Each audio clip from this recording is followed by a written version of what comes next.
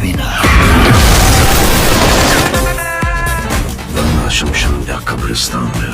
তাহলে কি সালমান খানের 400 কোটি টাকার টিজারকে হারিয়ে দিল শাকিব খানের টিজার?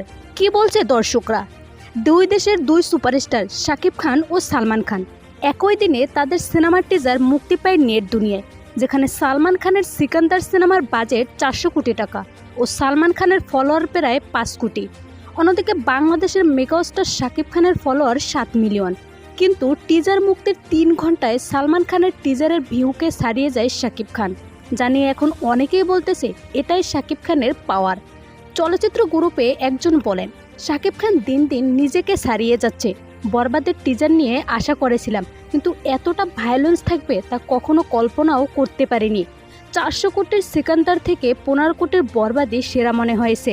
অন্যদিকে ভক্তদের এত ভালোবাসা পেয়ে মুগ্ধ পরিচালক। তিনি বলেন, এত পরিমাণ ভালোবাসা পাবো তা কখনোই ভাবতে পারিনি। এটাই শাকিব খানের পাওয়ার। এভাবে আপনারা ভালোবাসলে সব রেকর্ড ভেঙে দেবে এবার বরবাদ।